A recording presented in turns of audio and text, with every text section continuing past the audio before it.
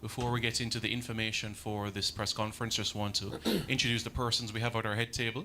To my immediate left, we have the president of the Jamaica Football Federation, Mr. Michael Ricketts, and we also have to his left as well the head coach of the Jamaica Senior Men's National Team, Mr. Steve McLaren. So everybody, we thank you very much for your presence, and those individuals at the back, if you'd like to take your seats, that would also be appreciated as well as we're going to this morning. I know everyone is anticipating and looking forward to the squad that will be announced shortly, but first we'll have a few opening remarks from our president and also as well Coach McLaren, just to provide some information first that of these two games in the Nations League. A reminder again, that is Friday, September 6th at the National Stadium against Cuba. Kickoff is at 7 o'clock. And Tuesday, September 10 in Tegucigalpa, Honduras. That's 9 p.m. Jamaica time, 8 p.m. local time in Honduras. So these are the two games in this September window for the CONCACAF Nations League. It's a new cycle, and as we know, it will serve as a qualifier for the CONCACAF Gold Cup next year as well. So this Nations League has numerous implications, the rankings, and also a qualifier as well for the Gold Cup next year as well, which will also be staged in the United States. So to open things, we're going to have our president, Mr. Michael Ricketts, to open with a few opening remarks, Mr. President.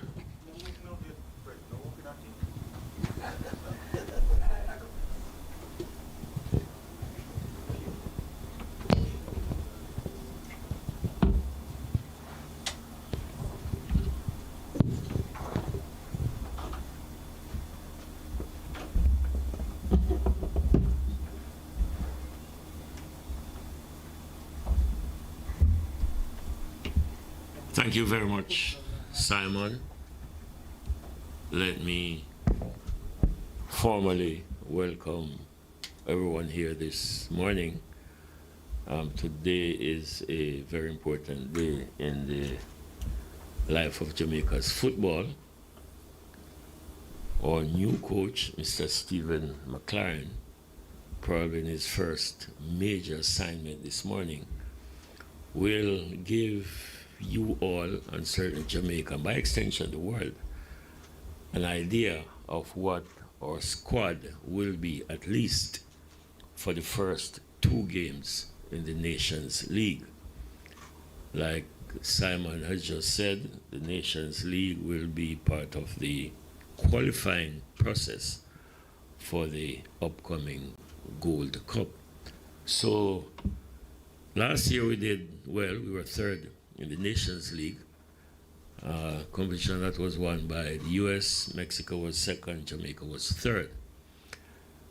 I am pretty certain that we are all very expectant. We're all looking for new names on the roster. I have no idea what the squad is. So I am as expectant as you are and looking forward just as much as you are looking forward to hearing the names of those who will make our national squad.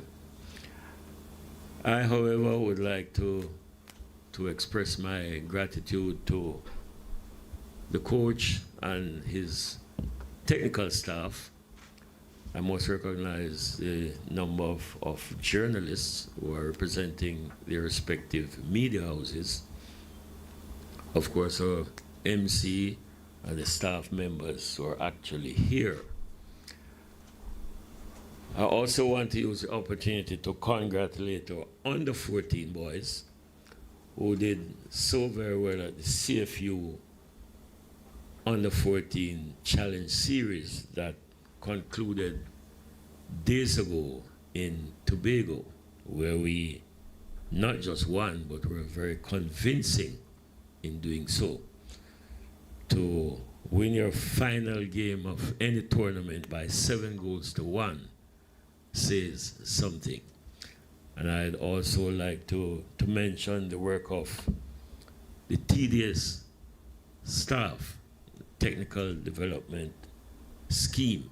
Those who work with this unit certainly would have contributed significantly to the growth and hence technical competence of our under 14 players. To the coach and his staff, congratulations are indeed in order. Don't want to bore you with too many details, but again, I want to say thanks to you all for being here on Friday, September 6th at the National Stadium at 7 p.m. We will engage our neighbors, Cuba, in the first of our Nations League games. Thanks for being here. We do look forward to some excitement.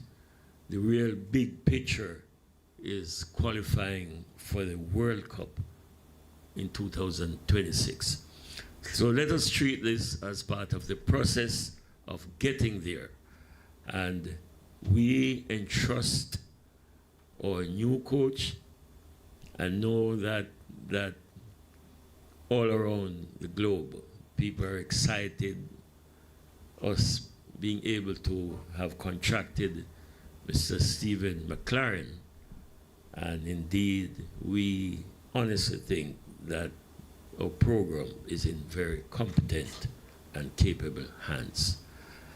I'd like to, of course, recognize Mr. Wendell Downswell, who has just walked in. Mr. Downswell is the person with full responsibility for TDS program. Special welcome to you, sir. Again, thank you for being here. I will now conclude and ask Simon to introduce our coach. Thank you very much, Mr. President. Really appreciate that. Now we'll have some opening remarks from our head coach, Mr. Steve McLaren, who will also give his opening remarks as well, and then we'll get into the squad for the upcoming games in the CONCACAF Nations League.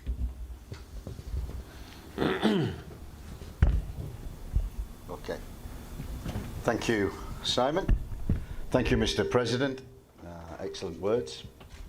I want to start by reiterating what Mr. President said about the under-14s.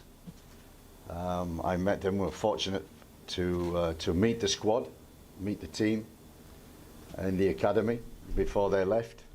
We wish them luck, and like we always say, we expected them to win, and win they did. But they won it in style. I think that's the key thing.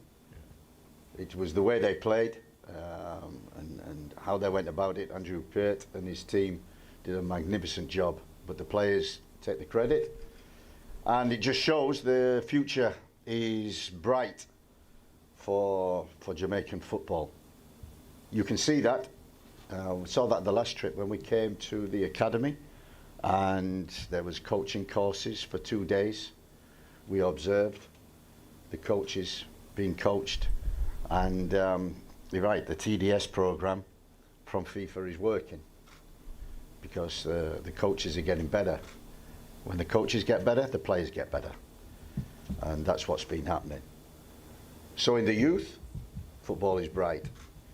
In the league, the last time we came, myself and Richard Hartis, my assistant, met all the Premier League owners in the Jamaican league, and we experienced a really good conversation talking about the league and our experiences and their experiences. And it's great to see that in the CONCACAF Caribbean Cup in the present moment, which is a big tournament, we see Cavalier on top and Mount Pleasant in second place. So my first few weeks in the job have been very positive. I hope to continue that with the results against Cuba and Honduras, and delighted that finally we can get to work with why we're here, football, and trying to win football matches. So I've named a squad. I don't want to go through all the names because 18 are the same as was in the Copa, and we have 5, some additions, some coming back, that we've introduced. Norman Campbell, quite an interesting character. I've got to thank Merrin Gordon, who's been a fantastic help in terms of educating myself and Richard, to the squad, and to the players, giving his opinion. And introducing Norman Campbell was, he brought the subject up. I watched him in Randers, know his history. He left the island in 2020, went to Serbia for 4 years, and he's now playing in Denmark with Randers. 5 appearances, 2 goals. And I've watched the games.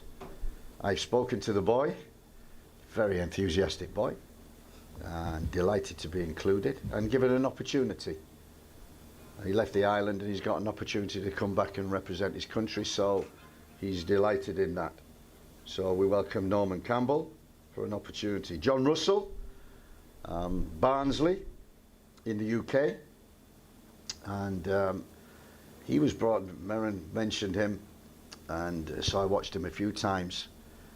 And I know from the last press conference I had, and I know from watching the games, a lot was talked about the midfield of Jamaica, and that is an area that we continue to look at. John Russell has been in the squad before, represented before, and we give him another opportunity. Players mature quickly, and John Russell, I feel, is one of them that can add value to us in midfield, to give him an opportunity to do that. The third one, Amari Bell. Everybody knows Amari. Unfortunately, bad injury last March, ruled him out of Copa. I followed him, spoke to him. He's fit.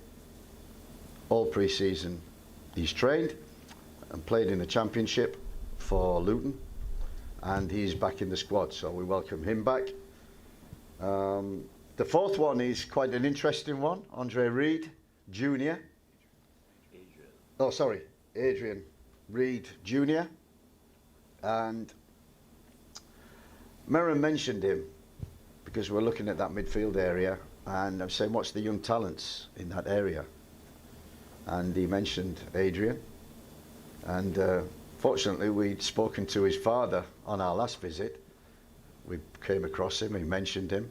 I said, well, keep an eye on him. Merrin mentioned him. Unfortunately, he played last night. We went to the Cavaliers police game, and it was a chance to have a look at Adrian, and wow, 17, 18, what a talent. I was so impressed with him over the 90 minutes. I said straight away, Merrin, and to the staff, let's get him in the squad. Let's name him, give him an opportunity to train with us, opportunity to maybe get some minutes. And I was very impressed with his performance, an opportunity to play. I must say, the Cavaliers, also with Richard King in the back, were excellent last night.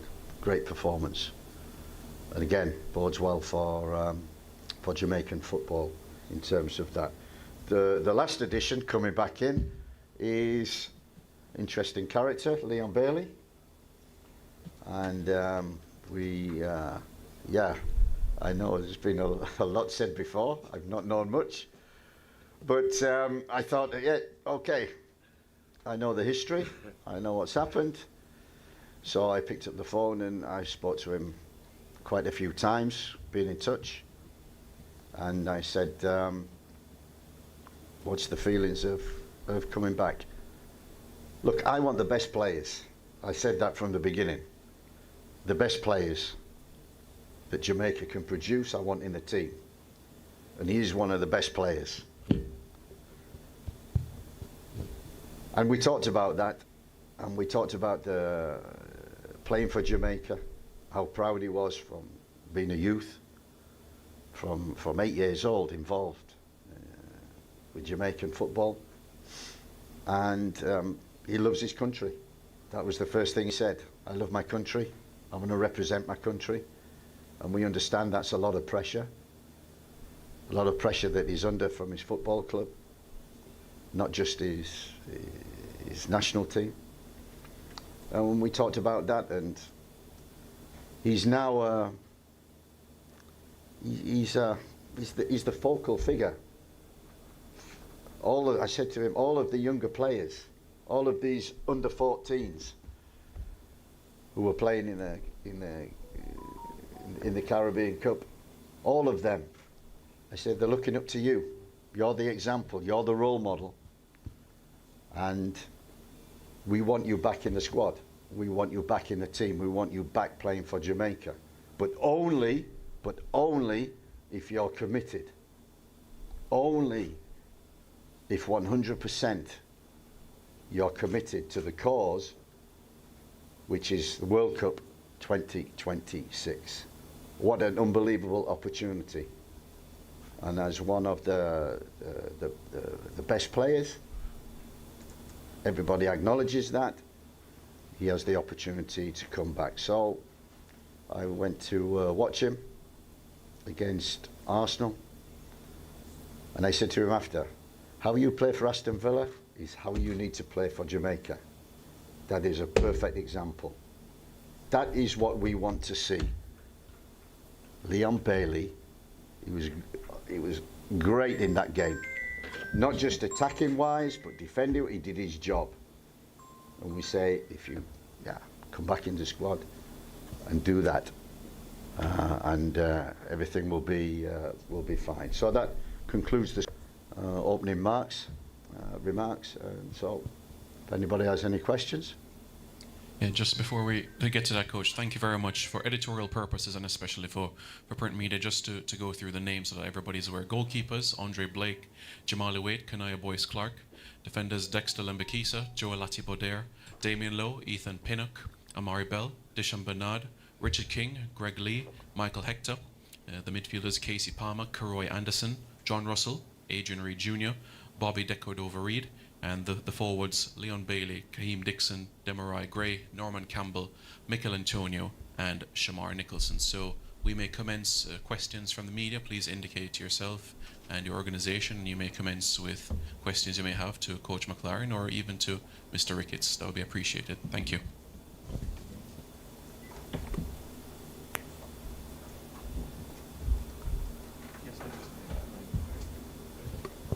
Yes, Mr. Scott, Livingston Scott, you can commence. Yes, Coach. Afternoon, Livingston Scott here from the Gleaner.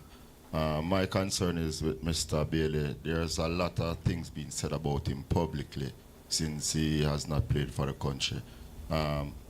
Yes, you talk about the commitment. Are you certain that you will get that commitment? Are you concerned about any backlash that he might encounter from the Jamaican public? No, I spoke to all the players. The players want him back in. That is for sure. And look, it doesn't matter who I call in or who I play. They have to perform on the field. That's the key. So the answer will be on the field, as it always is. It's never off the field with football players. It's on the field. And all the players, when they pull on a Jamaican shirt, they've got to be proud of that fact. They've got to give 100%, totally committed to the cause, to each other. And if we get that from everybody, including Leon, we'll be fine. Think you can get the best out of him. He, as you mentioned, his Aston Villa performance, that has not been the same with the national team. Do you think you can get that best out of him for the national team? Like every player, they have to get the best out of themselves. It's up to them. We are here to help. That's my job. To help the players perform, to give them a game plan, to give them the freedom, the boundaries in which to perform. And if they do that, then we will win football matches. If we don't, we're in trouble. Can I ask the president how we feel about having Leon back in the squad? Leon has actually put it in writing that he is committed and he's willing and ready to play. We can't ask for anything else. I mean, like the coach just said, we want to have our best players. We want to be always represented by the best players. And whether you live here or you're from the diaspora, we want always to be competitive on the field of play. So we gave the coach latitude to discuss with the players and make the decision. And based on the document that was submitted by Leon, I think the coach, within his rights, had selected Leon. I tell you, Leon said to me, before all of this, after a game, he walked up to me and he said, President, every time I go on the field, I want to represent my country at the highest. I love my country. I want to play for my country. I want to do the best for my country. Those are the words that he said to me.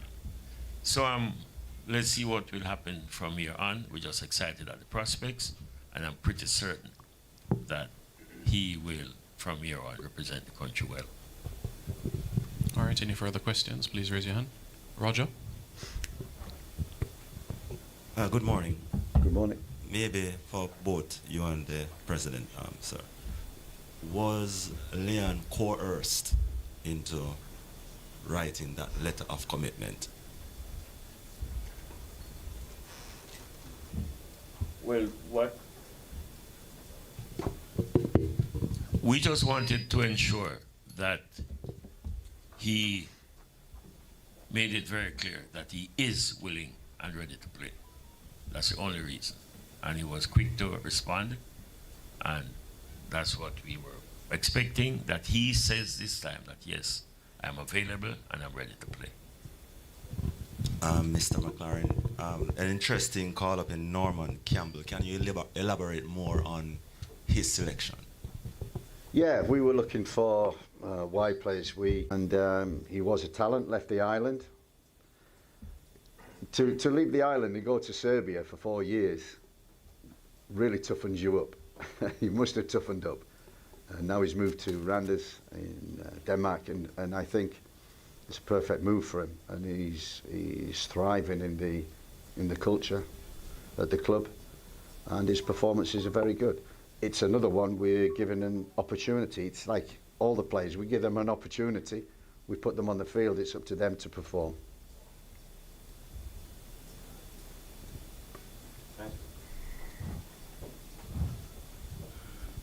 All right. Morning, Coach. Mr. President, morning as well. The head of your technical committee, Rudolph Speed, said publicly that every player who would be selected or invited to the program, to the squad, would have to, upon being selected or invited, give a formal acceptance via a letter or something to that effect to say, yes, they have accepted the call. Does that still stand? Mr. President, you want to take that one? You did. I didn't say a letter. No, that's what I just say. A letter or some way of accepting. Mr. Technical Director, I didn't even know if you were here. I would probably ask you instead. Yeah. So Yeah. does that stand that they have to somehow, whichever, a letter, whatever it is, to say, yes, they have accepted it? There is a consensus that that's all the way to go.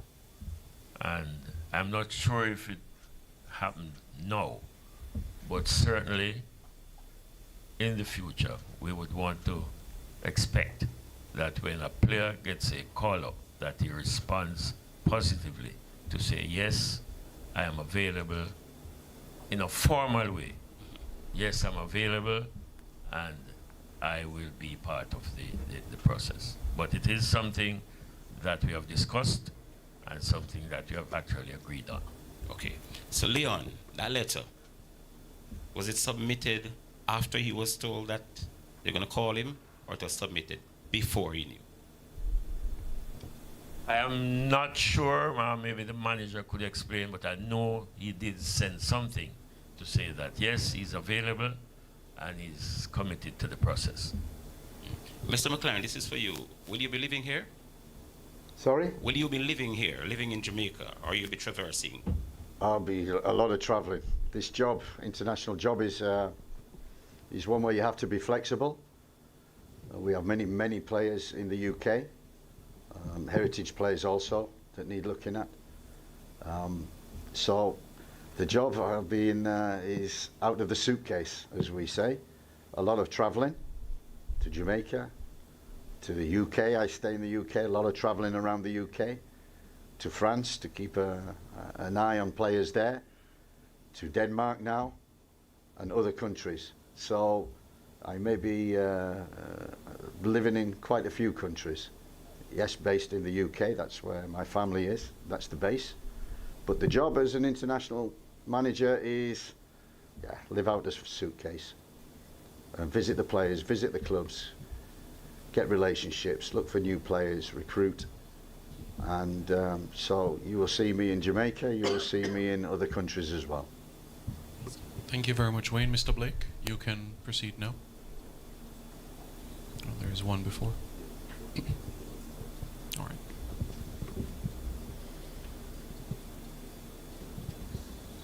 Morning, everyone. Kobe from Kabul Magazine. So there has been a lot of recent talks about certain players, particularly from the UK, you know, switching allegiance to play for Jamaica. So one of those names is Mason Greenwood. How likely, or if it's a rumor, how true is it, you know, for both the president and Mr. McLaren? In terms of heritage players and players that dual nationalities that can play for Jamaica, I think I was on the record last time as saying there's a long list, not just in the UK but all over the world, and we're exploring that at the present moment. So we're on like a dual path. So in one way we focus on this camp, and that's my focus now, nothing else. It's about Cuba, it's about Honduras, it's about meeting the players, it's about putting a philosophy down, it's about getting a performance from the players. We get a performance. It's about winning the games against Cuba and Honduras. And then the other parallel path is improving the team. From those present who have been in the squad before, who may come back to form, and also recruitment in terms of the fact. So the process of recruitment and identifying players is always ongoing. So you can name a lot of players at the present moment where that process is going. And yeah, at the present moment, this is the squad. This is what I focus on. In the next 2 weeks, we make sure we get 2 results. So with the Copa America, with the football team, wondering if it's like confidence or quality. So how would you be able to push that team over the bar, especially within concacaf, 2 best teams, Mexico and USA, to consistently be on the level of those teams as well, to bring major accolades? I think the process has started to catch up to the teams. I think we are ranked number 1 in the Caribbean and number 5 in CONCACAF. We want to stay number 1. I want to improve from 5th. That's the goal. And the process starts now. The process started a long time ago, and especially the last 2 or 3 years, through the development of Jamaican coaches, players, youth players. We've seen that with the 14s. We've seen that with Cavaliers, Mount Pleasant, competing in the Caribbean Cup. We've seen the progress that's been made. I'm here to continue that, to help progress that, not just on the island, but heritage players and the national team as well. So there's a lot of pressure on Jamaican players when they come and play for the national team. A lot of pressure. Why? Because we're number 1 in the Caribbean. So everybody wants to beat us. Everybody. They have no respect for us. So no game is easy. I know that. But we have to keep that number 1. But we also, in CONCACAF, we have to develop and be as good as, and we can be as good as Mexico, Canada, USA. They've proved that over the last 2 years. Some of the results have been magnificent against these nations. We must continue the development, continue to develop our younger players. 14's great example. Yeah, you know, the league, developing the league, you've seen the quality. Develop that. If we keep developing, we will improve. And I know the big goal is 2026. But I'm telling you, from what I've seen in 3-4 weeks I've been in the job, it's about 2030, 2034. You know, my job is to continue what everybody else has started, and then later on somebody else to take that. But to develop coaches, to develop players, to develop the national team over the years is the priority. Thank you very much, Mr. Blake. Good morning. Morning, everyone. Morning, those at the head table. Ohidi Blake, a.k.a. Cataract. Dre Anywhere the Sports from Palm Beach and Sports Prophecy TV from Denmark, and the famous ultras of the Reggae Boys. Firstly, Coach, before you to the President, let me publicly again congratulate you and the JFF1 on the success of the under 14 team at the recently concluded Caribbean Cup. We as the fans are certainly proud that Jamaica has lifted its first silverware in, I think, nearly a decade. And so kudos to you and the technical director who is here for the record. Secondly, congratulations to the Jamaica Football Federation on behalf of the ultras and the fans for allowing cooler heads and mature minds to prevail, that the Jamaica Football Federation was able to settle the matter with Leon Bailey, and we're happy to welcome him in, and we congratulate all parties involved. And we are happy that the coach, whatever role you played, Coach, was there. I just want to ask you, the team that you selected, this is your first Jamaican squad. I'll give you an easy question for the first one. How excited you were, how difficult it was to pull together the 23-man squad, and what was the sort of conversations you had with those players who have been left out?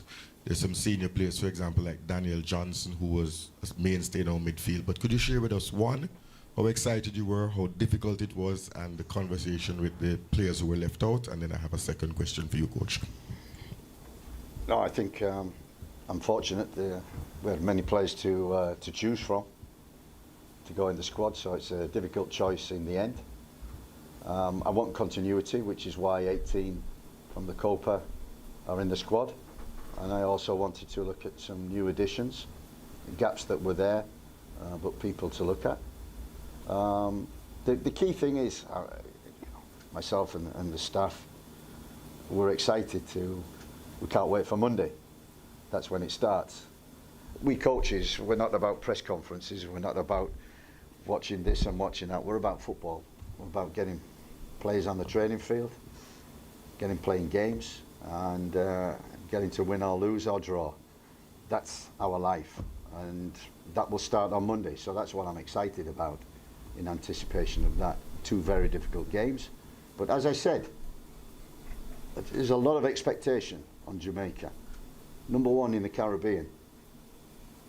That brings pressure from the fans, we understand that, but we need the support also from that. We get the support from the Federation, the support from everybody. We all are aligned in one direction, and that short term, I say short term, 2 years, is 2026, the World Cup, but also in the longer term as well. Coach, second question to you, and maybe if the President wants to comment on this. The fans would have awoken yesterday to some news from the selection of the England squads that Omari Hutchinson has been named in the under-21 England squad, and that Morgan Gibbs-White, who we had been courting as a country and fans, etc., has been named in the senior national squad. The A part A to that question, could you tell us, share with us as much as you could, your talks and negotiation with either of those players? It's no problem if we fail, but what was the effort that was made? You could tell us that. And outside of that, if you could just update us on the progress with other key EPL heritage players, the likes of Tyreek Mitchell, Kyle Walker-Peters, Max Aarons, as much as you can. I know this talks are a lot of times private. I think it's simple, and I try to keep everything simple. In one respect, you're right. It's about recruitment, looking at heritage players on one side, and it's difficult because on the list that I have, about 50 names, but many of them are 23, 24 and under. Good young players, and their ambition, as they're born in England, is to play for England, and that is right. So it's very, very difficult to recruit them type of players. So we're looking at more mature players who come to that point of, okay, I may not play for England, but there's an option. So that's what we look at. And I spoke to many of the younger players as well. And yeah, the likes of Kadamatari, the likes of Hutchison, and they're good enough to wait for England and think they're good enough. That's fantastic attitude. So on one respect, you know, recruitment of heritage players is difficult, but on the other respect, and what I've seen with the 14s, with the Cavaliers and with Mount Pleasant, is the quality of the Jamaican players is improving. And you know, so that's the key, is that we have to improve our players on the island. We have to improve the league. We have to improve the competition. We have to, and you can see the progress that's been made in terms of that. I mean, I watched the game last night, and all my staff we were so impressed with the Cavaliers, so impressed. Young players playing against very, very mature men, dominating the game, and in the end, 4-1, dominating. We've seen the 14s. How can you know? How can you win a final 7-1? You know. So this job is twofold. Yes, get the best players that we possibly can in the short term, and yes, let's improve the young talents that are there. And what the Federation is doing, Andrew Pert, Wendell, and Mr. Speed, is they're giving youngsters a chance. And that's the key to it, is giving youngsters a chance in the competition, because you never know what they can do. And look what they did last night. So, yeah, like I said, yeah, I remember, you know, I said it before, about 3 years ago, working with FIFA and the TDS, what could happen in Jamaica is happening. We're just here just to help that process and improve it even more.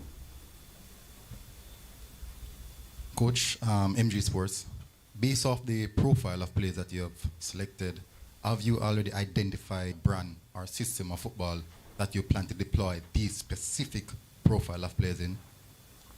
I spoke to Mr. Speed at length about the culture and the Jamaican player, and that's why it was great to see the game last night, because we saw it. We saw it. One, attitude. That's the key. Attitude. If nobody has attitude coming into this squad, nobody has attitude and shows attitude on the field, attitude to work, not just for themselves, for each other. No one has attitude. No one wants to run. You won't get in the team. You have to have attitude. You have to run. You have to do that. You have to have talent. And the talent that we see, I'm just giving last night as an example, because the pitch was difficult. It was dry, and I know it's difficult. But the talent, the ability, dealing with the ball, keeping the ball in tight areas, was great to see. So dealing with the ball, attitude, dealing with the ball, being brave, wanting to take the ball. And the third thing, what's the strength of the Jamaican player? Speed. athleticism. And I think we saw that last night. I've seen that in the games that I've watched. That's a real strength. So they're the three things in which we work around in terms of a philosophy. Now, systems might change. There's nothing to do with it, systems. Yeah, it's the principles, it's a philosophy. And the philosophy is attitude, be hard to beat, take care of the ball, and use the speed. Because on transition, you know, what I saw last night and what I've seen in Jamaican teams is speed. So speed on transition is vital. So we have to. Not Rudolph speed. Yeah, Mr. Speed. So that's key. We get them three things. That's the philosophy. Coach, not to crowd the questioning. It's just a follow-up to Mr. Walker's question earlier, and you were asked if you would be domiciled or what in Jamaica, and you said you would basically be living out of a suitcase, and that is understandable. One of the perceptions in the past is that, you know, we can't settle off on a time when we settle off on a squad, settle off on players. Is there a time frame in your mind as to when a cut-off point is, as to when you'll be looking for players, looking at players to fit? Because time is short, 2 years, within 2 years is the World Cup. Is there a time frame in your mind as to when you'll be cutting off and say, these are the players? We know the other one or two might pop up, you know, in terms of talent and out of nowhere. But, you know, could you speak on that, please? Yeah, it's a good question. There's never a cut-off. We're always looking. We're always looking for the best players, the players that can improve our team, players that can improve the squad. And I think one of the key messages to the squad will be that modern football now, it's not about the 11 who start. Because of the 5 subs, because of the size of the squad, the people you can have on the bench, it's about the squad. So we call them starters and finishers. And the starters are the ones, the 11 who start. And the finishers are the ones who come off the bench, and if you're 1-0 down, they come on, make an impact, you win the game. You're 1-0 up, they come off the bench to make sure you stay 1 up, or even go 2.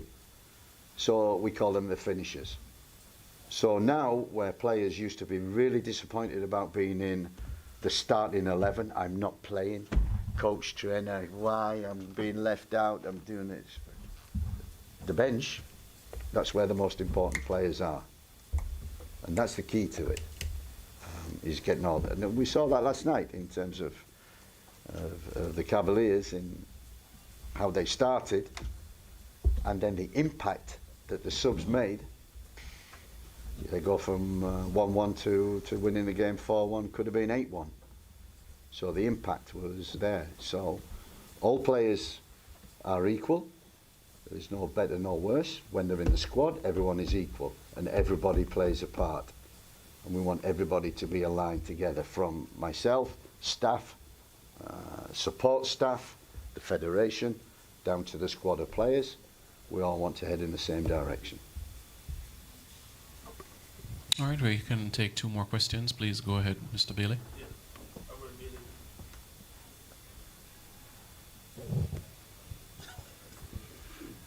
Morning, Coach. Robert Bailey here from Jamaica Observer. Coach, you know, a lot of the fans, you know, have been staying away from, you know, the national team because of different reasons. You know, this will be your first game in charge. What would be your message to the Jamaican public out there who looking on and say, you know, they don't know what to expect? Expectation is the key word. What do we all expect when we go watch Jamaica? And like I said before, I think we have to ignite the nation. It's up to us. It's the players on the field. It's the staff. It's everybody. The message has to be performance, individually, collectively. So the biggest thing is we need support. We play football not just for ourselves and each other, but for the supporters. There is nothing better than winning a game of football and going to your supporters. There's nothing better. There's two things. Going to the supporters, acknowledging them, because they're the hub of the team, and then going in the dressing room and celebrating with each other. That's what football's all about. And the more times you get that, the more connection that you get. And what we want to do, and I think we talked about it, the first camp, what we want to do, our first job, is to connect with the players, connect with the staff. We're not work with the staff. We've got to connect with the staff. While we've been visiting here, we've got to connect with the JFF. We've got to connect with other people. We've got to connect with the league. We've got to connect with the coaches. That's the key thing. The next thing we've got to do is we've got to connect with the players. Then when we play, we've got to connect with the supporters. And once you connect, then you have a relationship. And that relationship will be up and down. And there will be fights, and there will be boos, and there will be, they don't know what they're doing, and do this and do that. And it doesn't matter. We all stick together in the end, because the goal is 2026, the World Cup. And that's going to be a process. That process starts now. And in that process, I think I said it before, there will be lots of ups and downs. There will be lots of times where we're 1-0 down and we got 5-10 minutes to go. That's the strength of the team. 5-10 minutes to go, you're 1-0 down. That's when the top teams win. And that's the kind of mentality that we need to instill, not just in the players, but also in the nation and the supporters who come and watch. Yes, Coach. That sounds a little long-termish, short-term. You haven't had the team playing in the practice games or anything. You meet with them, the squad, for the first time, I think, on Monday, you said. You talk about expectations. What is the expectation, being that you had neither of this going into your first game on September 6th against Cuba? No practice game, first week of training.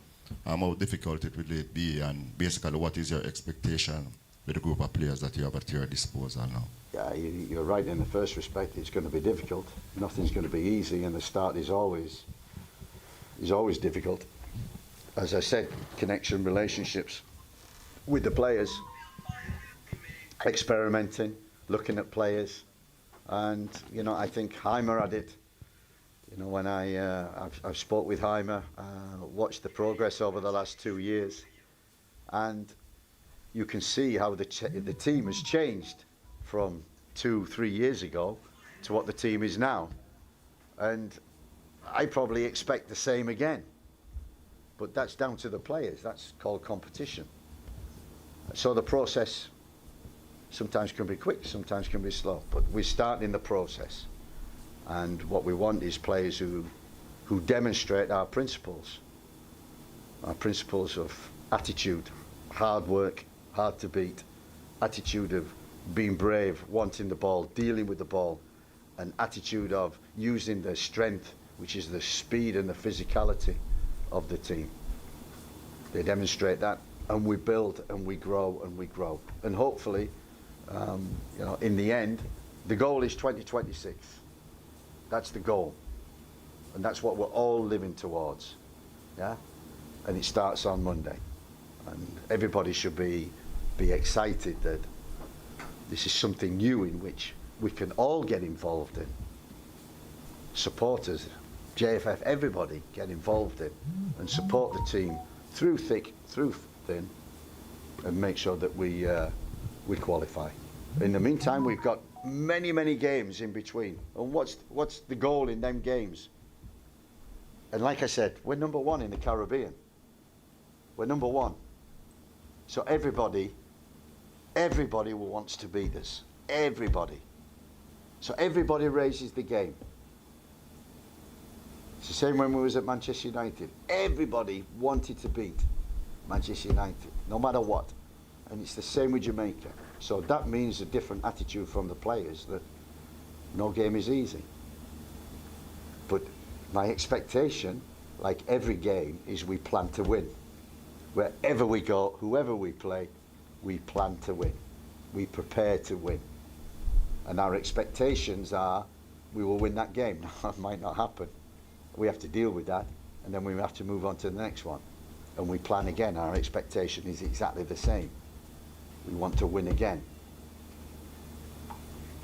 Thank you very much, Coach McLaren. Thank you very much, Mr. Ricketts. Members of the media, thank you for your presence here this morning. Members of the media, you'll be notified of the pre-match press conference against Cuba, which will be on Thursday. So the time will be communicated with you, but it will be at the National Stadium.